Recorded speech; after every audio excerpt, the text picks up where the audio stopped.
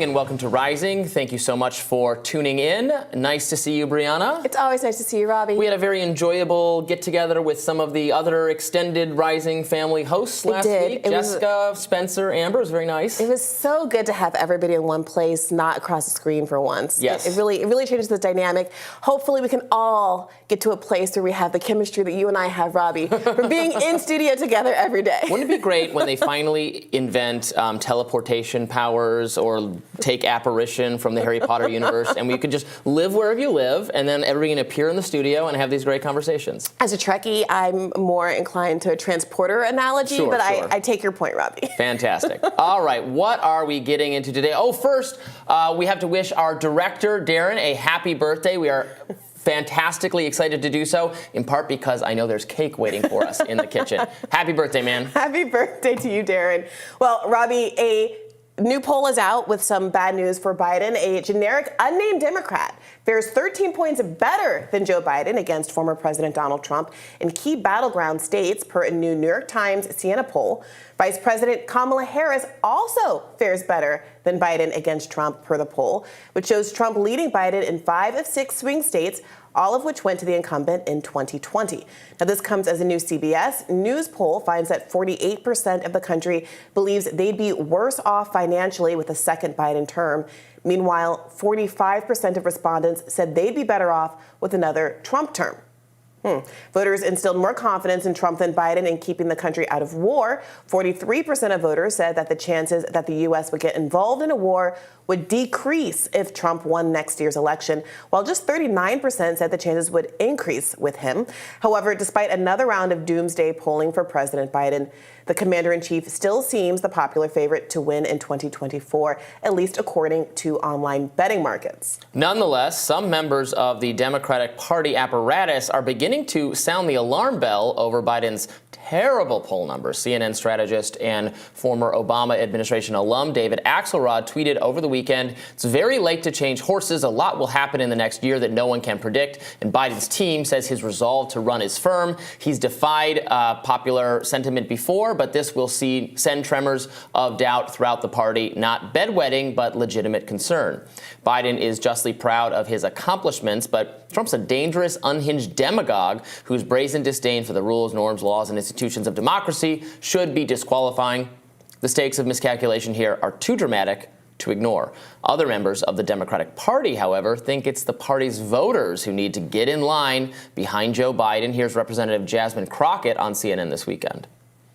Here's the deal. Perception is reality. And so when you look at the data that was provided in this poll, it talks about how people feel. And when people decide whether they're going to the poll or whether they're not going to the poll, it's all about how you feel in that moment. And so while the facts may not align with their feelings are dictating their reality. Their reality is that they said that they feel better or they felt better when Trump was in office. But we've been trying to push back. We've got some very popular African-American artists that are out here saying things like, oh, I got checks when Trump was in office. I want those checks again, not understanding that that really came from Congress. So we've got a couple of things, the perception issue, and then we also have an issue as it relates to civics in this country and people not understanding exactly how any of this works. All right, that clip got dragged on the internet for reasons that our viewers probably can anticipate. Elected officials blaming voters, not taking even a moment to reflect on how their own behavior is affecting dramatic voter shifts and populations that have been core to the Democratic Party's success generationally. So if you dig deeper into that poll, what you see is not only broad disaffection with the Democratic Party, but core constituency groups for Democrats like young voters, black voters, and Latino voters, all demonstrating not that just that they would sit home, but they'd be willing to vote for Trump affirmatively. Around 20% of black people for the first time in polls saying that they'd be willing to vote for not just any Republican, but Donald Trump, is something that the Democratic Party should be ripping their hair about. But instead, it seems like the technique that you see here, and one that has been reflected by former Chief of Staff Ron Klain and others, has been to blame voters. Yeah, you can't possibly overstate how bad these numbers are for Joe Biden. Trump is ahead of him on questions of the economy by like 20 points or more in Arizona and Georgia and so on, Nevada, Michigan, Pennsylvania. These are, I mean, if the election were held today based on these poll numbers, it would be a rout. Biden would be destroyed by Trump. He's doing so badly, and he's doing worse. Because remember, the argument for Joe Biden back in 2020, fundamentally that he made was an electability argument. That was what he made against everybody else running for him. And it has generally been the case that despite his problems and his flaws, there's not a compelling alternative to him within the Democratic Party. Kamala Harris, less popular than him, but not anymore. She's more popular than him in this poll. A generic Democrat, Joe Smith, D, New Hampshire, would outperform Joe Biden, and that is really, really damning and really concerning. They should be panicking. Yeah, they should be absolutely panicking about this. As some evidence of how far this has gotten, I was listening to The Daily this morning, the New York Times daily podcast, and even Mike Barbaro was asking, was it a mistake for the Democrats not to allow there to be a real primary? Yes. Even in some of the most kind of circle the wagons Democrat outlets and shows and podcasts, you have people expressing this kind of. I mean, David Axelrod, does it get more insidery than that? David Axelrod is saying, hey, maybe Joe Biden shouldn't run. But this is what's so phenomenal to me. I brought up a Ron Klain tweet, Biden's former chief of staff, up until this year.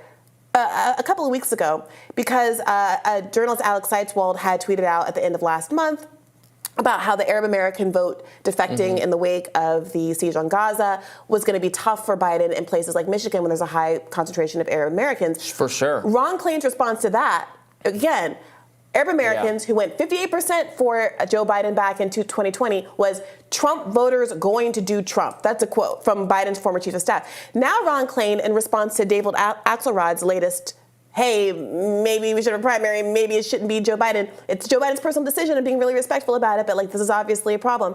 Ron Klain's response was, man who called Biden Mr. Magoo in August of 2019 is still at it. Yeah. So just an ad hominem attack against David Axelrod, hardly any friend to insurgent parties, third parties, alternative candidates, anything like that. Yeah, they're just very dismissive of the problem. I mean, it's the policies, it's the situation, and I think it's age. You know, when you read the comments from people in the New York Times, the voters who are souring on Biden, and ask them, and the Times asked them, to respond to the polling, why do you think this way? Often they do bring up age. And, this is like an experiment that's literally never been run before. No one this old was ever elected even close to a first term. Trump is still younger than Joe Biden is when is going to be younger than Joe Biden is when he was first elected. Before Trump, Reagan was, I think, 69 or something. This is a full decade later. So there's no historical precedent for whether there's a point where voters who have to see this man on TV all the time, it's a high energy, high entertainment value job. It's a job to be on television, to fly around the country, to speak to people and be on camera. Yeah. Is there just a point where even from an almost non-ideological standpoint, enough voters just say, this man can't still be the president? Yes, and this is important to note about these polls. Some Democrats, some established Democrats are going to listen to this and say, but Trump is old too. As bad as you think that Biden is, maybe, because the poll also reflected that people also have concerns about the Hunter Biden scandal, things like that. Well, he has a scandal, but Trump has his own scandal. The poll reflects that. The poll is not saying that people are liking Trump more. Right. The polls are showing that people are liking Biden less. The poll demonstrated that the number of people who are concerned about Donald Trump's age now is higher than the people who are concerned about Joe Biden's age in 2020. For sure. But now Biden is older. And Trump is old, but he is younger than Joe Biden when Joe Biden was first elected. Absolutely. And he is old. Down all of these issues. When we looked at some of those breakdowns of who's more likely to cause a war. Well, people said a lot when Trump was running in 2016 and when he became president. This is going to be World War III. He's a crazy man with a finger on the button. And I don't want to be... Again, this is not about complimenting Trump or saying that there aren't risks obviously involved in him being president of the United States as well. But when you're in the middle of a siege on Gaza And when you're having public opinion swing wildly in favor of a ceasefire that our government won't look at and respect, when you have hundreds of thousands, by some estimates, of people marching in the streets for Palestinian freedom in D.C. over the weekend, and of course over the world over the last few weeks, you know, there's a question in people's minds. Are we actually safer geopolitically with Biden in the White House, seeing what I'm seeing now, seeing all of the both anti-Muslim and anti-Jewish sentiments that's been stirred up by this conflict?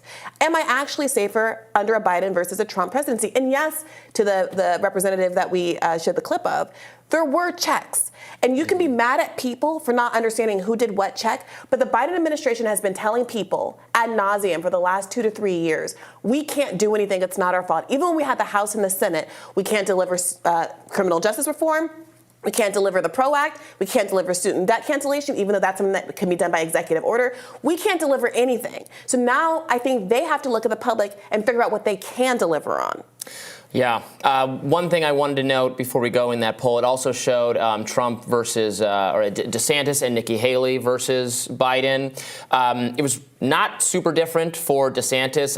In fact, I think Trump was a little ahead of where DeSantis was versus Biden. Nikki Haley, in at least one or two of the swing states, was actually performing better, even better against Biden than Trump was.